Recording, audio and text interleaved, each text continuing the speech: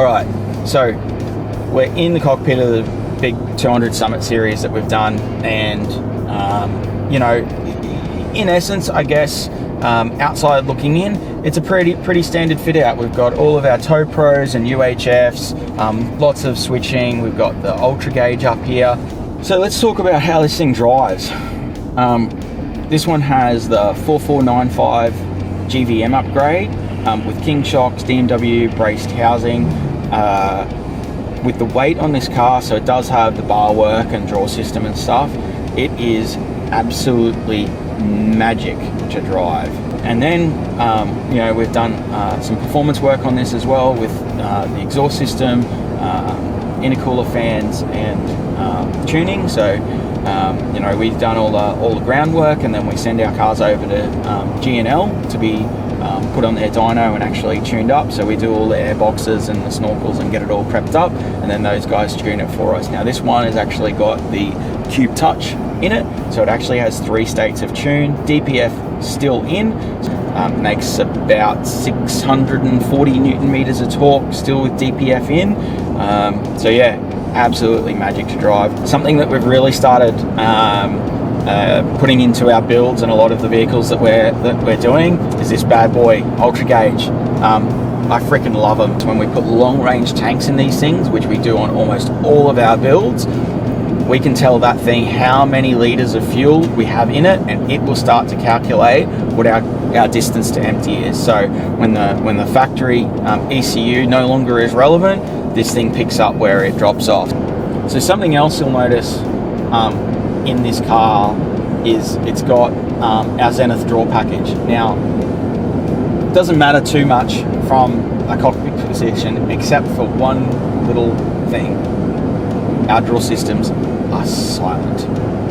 Listen, going over bumps, no rattles, no bangs, no drawers clattering back and forth inside their housings.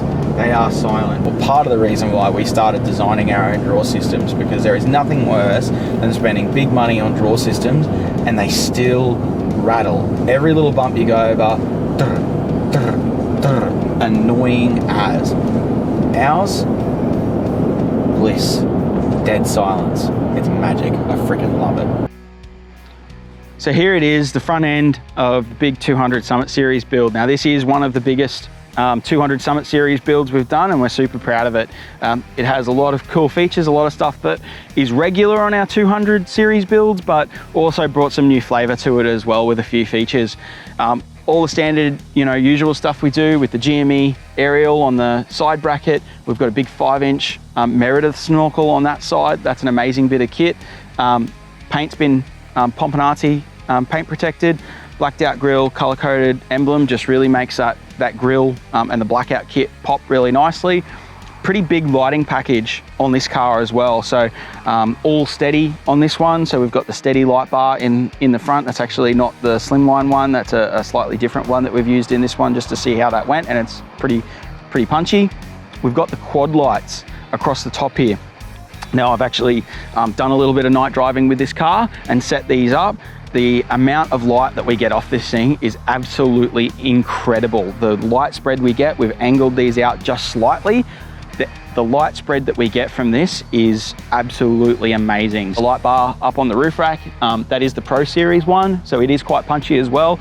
A little bit almost overkill as well for those urban settings, but you get out on the open road and you turn this whole lighting package on, it's proper incredible. The light spread, the depth of and the range that you get out of it, absolutely phenomenal. So I'm super proud of how that turned out. Carbon winch in the front, usual setup, 12K carbon winch mounted so that you can access the input for the wired remote. This one also has the wireless remote, and this one also has the switching on the dash for operating the winch directly from the dash, doesn't have to get anything out. Traditional underbody armor that we do with the Rival aluminium underbody armor just to keep the front end weight down. With the lithium batteries in the front of this as well, we're keeping that front end weight down because these do have a limited capacity on the front end for their front axle loading, even with the GVM upgrades. So Everything we're doing is conscious of weight. The carbon winches are quite a light winch comparatively speaking, but we've never had one fail, and they've been a really good bang for buck winch. So all in all, keeping that weight down on the front end so that we've got plenty of payload capacity left. And this front end just looks super aggressive with the Mickey Thompson tyres and the Method wheels.